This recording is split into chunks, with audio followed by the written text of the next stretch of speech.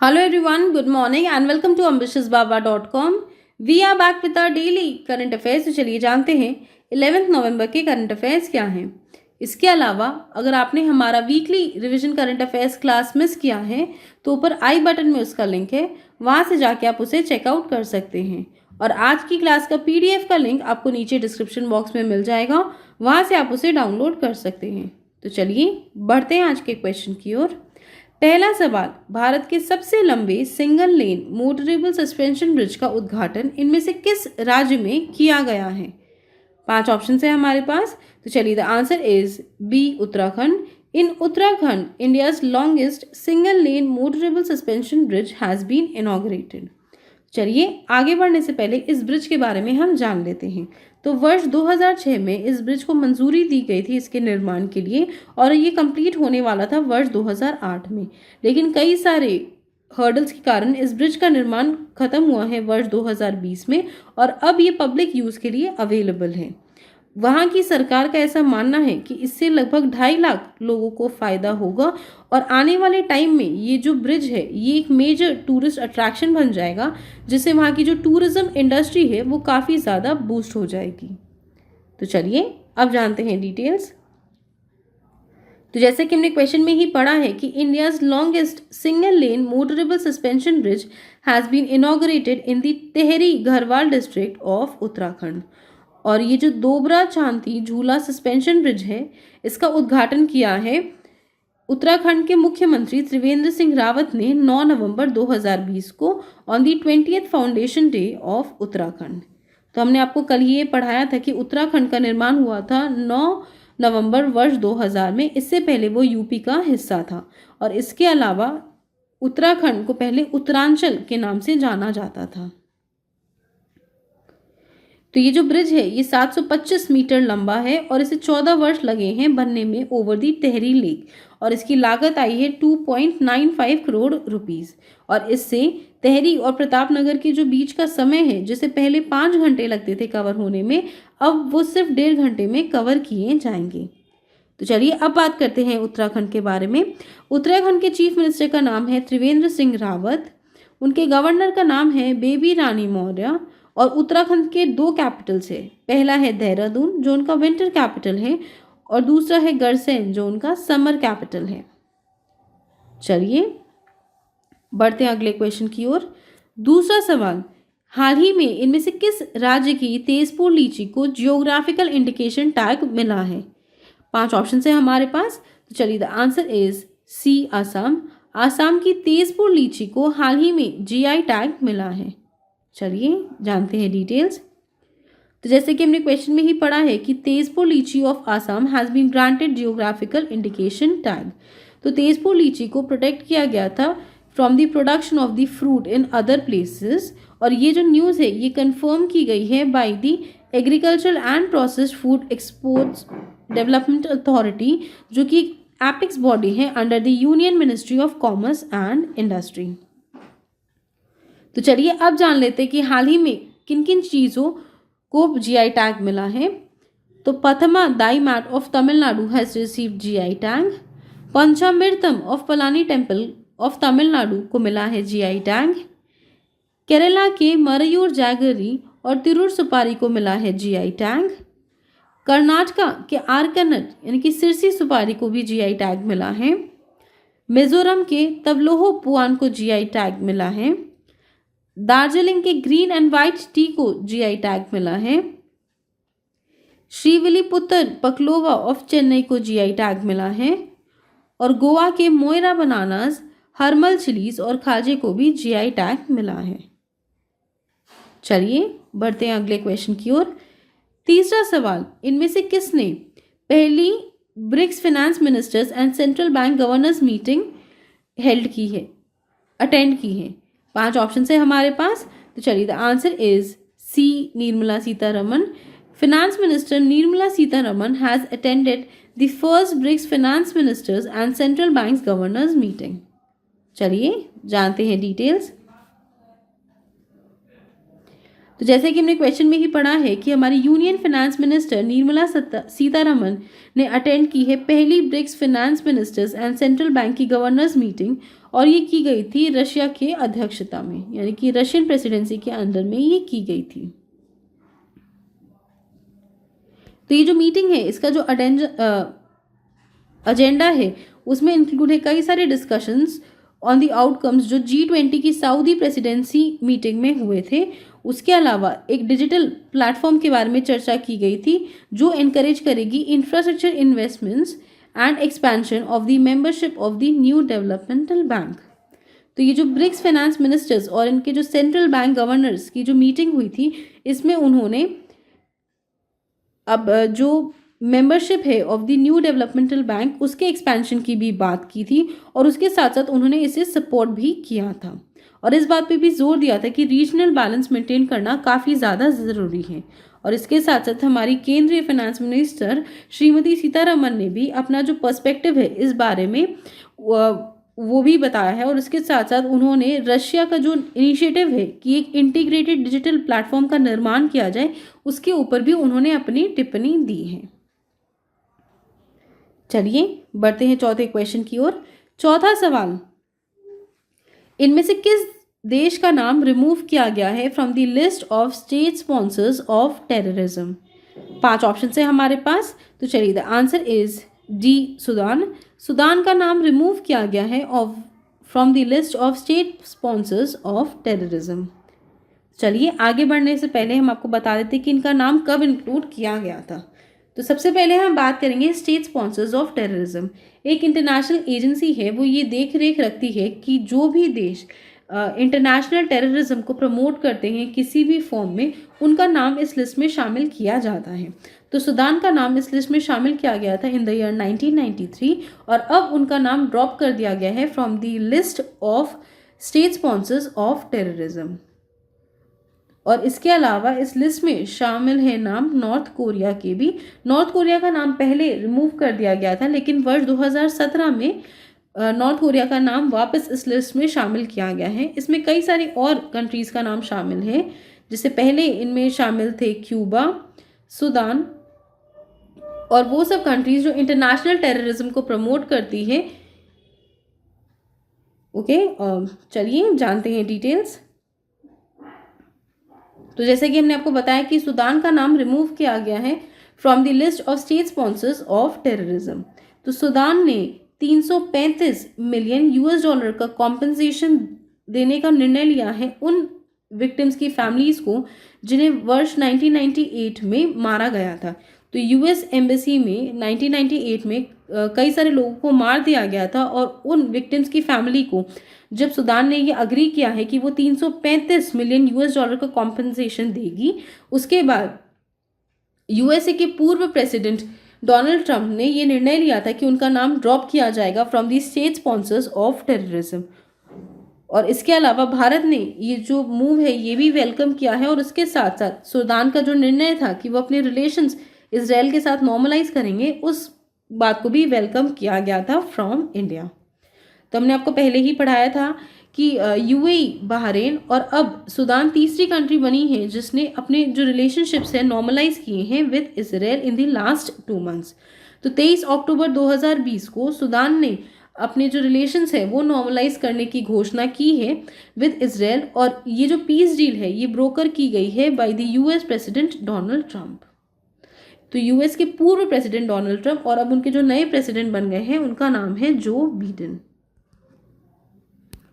तो चलिए अब बात करते हैं सूडान के बारे में। सूडान का जो कैपिटल है वो है खार्तूम, और सूडान की जो करेंसी है वो है सूडानीज पाउंड।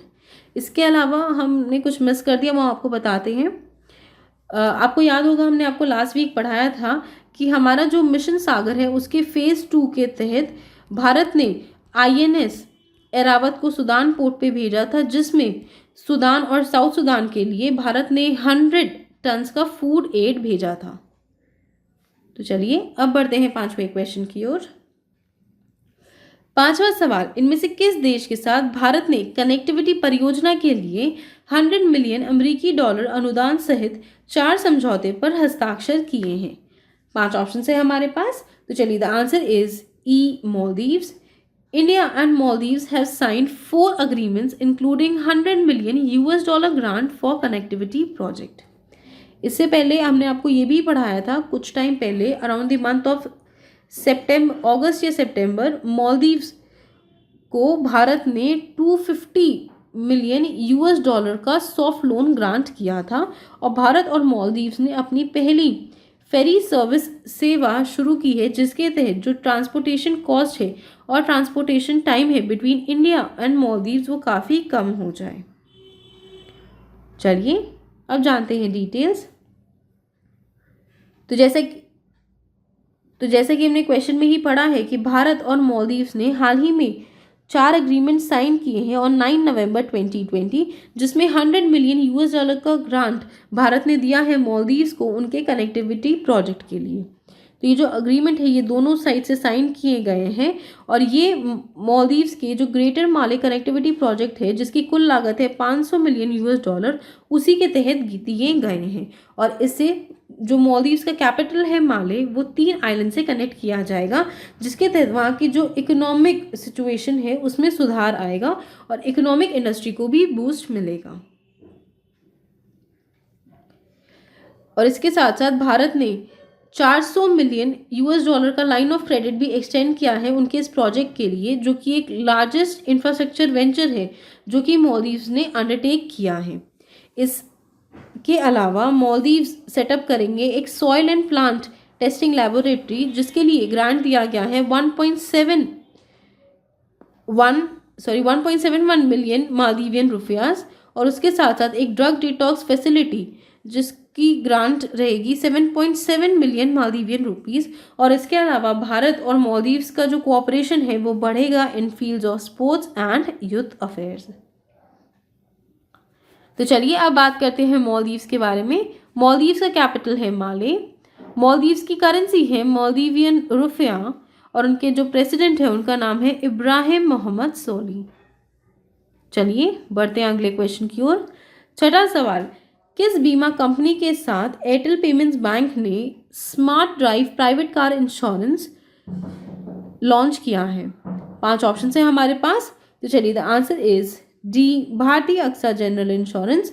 भारतीय AXA जनरल इंश्योरेंस और एयरटेल पेमेंट्स बैंक ने हाल ही में पार्टनरशिप की है, जिसके तहत वो ऑफर करेंगे smart drive private car insurance. चलिए जानते हैं डिटेल्स। तो हाल ही में एयरटेल पेमेंट्स बैंक ने अनाउंस किया है कि वो ऑफर कर रहे हैं smart drive private car insurance, और ये किया है उन्होंने in association with Bharti AXA general insurance. तो कंपनी के हिसाब से जो इंश्योरेंस है ये ऑफर करेगी financial protection against damage to the vehicle due to accident, theft, natural and manmade disasters. तो इसमें लगभग काफ़ी कुछ कवर किया है कि अगर व्हीकल को कुछ भी नुकसान होगा तो ये जो इंश्योरेंस कंपनी है ये फाइनेंशियल प्रोटेक्शन ऑफर करेगी। और ये जो पॉलिसी है ये निकालना काफ़ी ज़्यादा सिंपल होगा। सिर्फ और सिर्फ एयरटेल थैंक्स जो ऐप है उसके माध्यम से आप ये पॉलिसी जनरेट कर सकते हैं और सिर्फ 5 मिनट लगेंगे। इसमें प्री इंस्पेक्शन की ज़रूरत नहीं है। जो भी पॉलिसी जिनको चाहिए यानी कि ओनर ऑफ द व्हीकल वो सिर्फ और सिर्फ अपनी कुछ बेसिक डिटेल्स फिलअप कर सकते हैं और उसके बाद वो पॉलिसी जनरेट कर सकते हैं।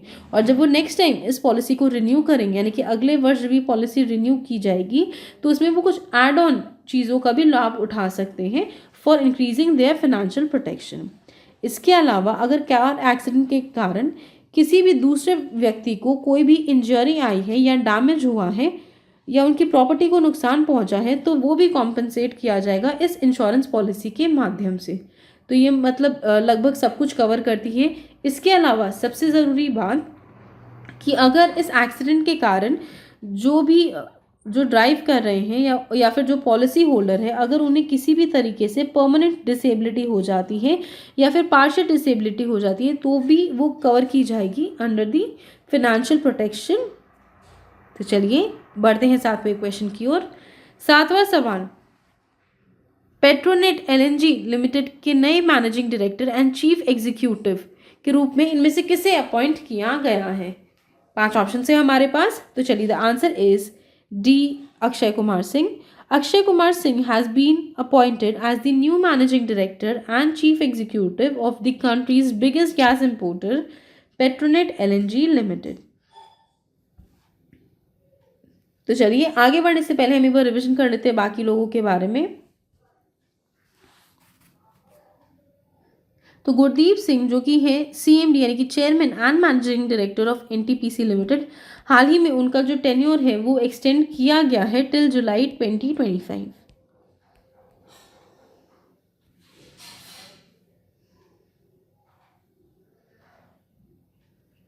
और इसके अलावा बिमल जुल्का को अपॉइंट किया गया है as the chairman of the federation of Indian fantasy sports. Rajkiran Rai ji को चुना गया है as the new chairman of the Indian banking association. और वेवेल रामकालावन को चुना गया है as the new president of Seychelles. चलिए जानते हैं डिटेल्स। तो इंडियन ऑयल कॉरपोरेशन के director of pipelines Akshay Kumar Singh को अब चुना गया है as the new managing director and the chief executive of countries biggest gas importer Petronet LNG limited. और इसके साथ साथ वो रिप्लेस करेंगे प्रभात सिंह को, जिन्होंने अपना 5 ईयर का जो टर्म है वो कंप्लीट किया है as Petronet LNG limited. Petronet एक जॉइंट वेंचर है of IOC, GAIL, oil and natural gas corporation and BPCL। चलिए अब बात करते हैं इंडियन ऑयल कॉरपोरेशन के बारे में। तो इंडियन ऑयल कॉरपोरेशन के चेयरपर्सन का नाम है श्रीकांत माधव वैद्य। उनके हेडक्वार्टर्स हैं नई दिल्ली में और उनकी खोज की गई थी 30 जून 1959 को। चलिए बढ़ते हैं अगले क्वेश्चन की ओर। 8वां सवाल, इनमें से कौन से वित्त वर्ष 20 में सबसे उदार भारतीय के रूप में उभरा है और उनका परोपकार की सूची में नाम सबसे ऊपर है? 5 ऑप्शन है हमारे पास। तो चलिए the answer is E Azim Premji. Azim Premji has emerge as the most generous Indian in the financial year 20 और उसके साथ साथ उन्होंने फिलांथ्रोपी की लिस्ट में टॉप किया है। तो चलिए जान लेते हैं। तो IT मेजर विप्रो की Azim Premji has emerge as the most generous Indian in the financial year 20। तो चलिए टॉप 3 में कौन कौन लोग हैं जान लेते हैं। तो पहले नंबर पर है विप्रो के अजीम प्रेमजी, जिन्होंने इस वर्ष डोनेट किया है 7,904 करोड़ रुपीज़, जो डेली के हिसाब से आता है 22 crore rupees as compared to financial year 19, जिसमें सिर्फ और सिर्फ उन्होंने 426 करोड़ रुपए दान में दिए थे। और इसके साथ साथ वो उनका नाम पहले नंबर पर आता है in terms of the most generous Indian. दूसरे नंबर पर है HCL टेक्नोलॉजीज के शिव नादर, जिन्होंने डोनेट किए हैं 795 crore rupees as compared to 826 crore rupees in the financial year 19, जो दूसरे नंबर पर है। और तीसरे नंबर पर है Mukesh Ambani, India's richest man, जिन्होंने डोनेट किए हैं 458 crore rupees in financial year 20 as compare to 402 crore rupees in financial year 19। तो अजीम प्रेम जी और शिव नादर ने मेनली एडुकेशन को सपोर्ट करने के लिए ये डोनेशंस दिए हैं। और उनका जो ये 7,904 करोड़ रुपए हैं, जो कि एवरेज में 22 करोड़ रुपए पर डे के हिसाब से आता है, इससे उन्होंने अपने लास्ट ईयर के कंपैरिजन में 1645% ज़्यादा डोनेट किए हैं। और ये जो डेटा रिलीज़ किया गया है ये किया गया है बाई हुरुन इंडिया और एंड एडल गिव, और इस वर्ष उनकी 7th एनुअल रैंकिंग है ये।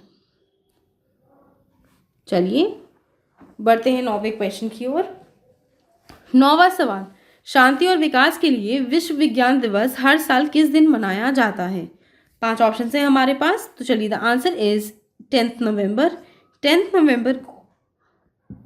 नवंबर को हर ईयर सेलिब्रेट किया जाता है world science day for piece and development. तो जैसे कि हमने क्वेश्चन में ही पढ़ा है कि 10th नवंबर को world science day for piece and development celebrate किया जाता है। और इस दिन को मनाने का मकसद यही है कि लोगों को और हमारे सिटीजन्स को वेल इन्फॉर्म किया जाए कि क्या क्या साइंस में डेवलपमेंट्स हो रही हैं। तो इस वर्ष को प्रोक्लेम किया गया था वर्ष 2001 में, और उसके बाद वर्ष 2002 से हर साल यूनाइटेड नेशंस इस दिन को सेलिब्रेट कर रही हैं। और इसका मेन मकसद यही है कि कैसे जो साइंस का रोल है हमारे सस्टेनेबल और पीसफुल सोसाइटीज़ में उसे और ज़्यादा मजबूत किया जाए। और इस वर्ष का उनका थीम है science for and with society. चलिए बढ़ते हैं 10वें क्वेश्चन की ओर। 10वां सवाल, इनमें से किस टीम ने महिला T20 चैलेंज खिताब जीता है? 5 ऑप्शन है हमारे पास। तो चलिए the answer is a trail blazers. Trail blazers ने जीता है विमेंस T20 चैलेंज टाइटल। चलिए जानते हैं डिटेल्स। तो ट्रेल ब्लेजर्स ने हराया है सुपरनोवास को 16 रन से और उन्होंने विमेंस T20 चैलेंज ट्रॉफी जीता है जो कि हेल्ड हुई थी इन शारजा। हमने आपको लास्ट वीक पढ़ाया था कि 4 से 9 नवंबर के बीच में ये मैचेस कंडक्ट होंगी इन शारजा और इसमें सिर्फ और सिर्फ 3 टीम्स है। पहली है ट्रेल ब्लेजर्स, दूसरी है सुपरनोवा और तीसरी टीम का नाम है वेलोसिटी। और इस वर्ष के जो उनके स्पॉन्सरशिप थे वो थे जियो। तो स्मृति वंदना ने लीड किया है फ्रॉम दी फ्रंट और उन्होंने ट्रेल ब्लेजर्स को ये विमेंस T20 चैलेंज जीतने में मदद की है। इसके अलावा ये जो विमेंस T20 चैलेंज है ये इस बार का उनका तीसरा एडिशन है और ये वर्ष 2018 में ही शुरू किया गया है। चलिए बढ़ते हैं 11वें क्वेश्चन की ओर। 11वां सवाल, सुदर्शन रतन का हाल ही में निधन हुआ है, वे कौन थे? 5 ऑप्शन है हमारे पास। तो चलिए the answer is E film maker. Film निर्माता सुदर्शन रतन का हाल ही में निधन हुआ है। तो जैसे कि हमने क्वेश्चन में ही पढ़ा है कि फिल्म मेकर सुदर्शन रतन जिन्होंने माधुरी दीक्षित की 1986 रिलीज मूवी मानव हत्या को डायरेक्ट किया था, उनका निधन हुआ है ड्यू टू कोविड-19। इसके अलावा उन्होंने 1996 की जो एक्शन ड्रामा फिल्म है हाहाकार उसे उन्होंने खुद लिखा है, डायरेक्ट किया है और उसके साथ साथ प्रोड्यूस किया है, जिसमें कई सारे लोगों ने स्टार किया था जैसे कि सुधीर पांडे, शफी इनामदार, नीलिमा अजीम एंड जॉनी लीवर। तो चलिए with this we come to the end of today's class. I hope आपको ये वीडियो पसंद आया हो। अगर ये वीडियो पसंद आया तो इसे लाइक कीजिए, अपने दोस्तों के साथ शेयर कीजिए और हमारे चैनल एम्बिशियस बाबा को सब्सक्राइब ज़रूर कीजिए। इसके अलावा कोई भी शिकायत हो, कोई सजेशंस हो तो हमें नीचे कॉमेंट करके ज़रूर बताइएगा। Thank you friends, that's all for today and have a great day.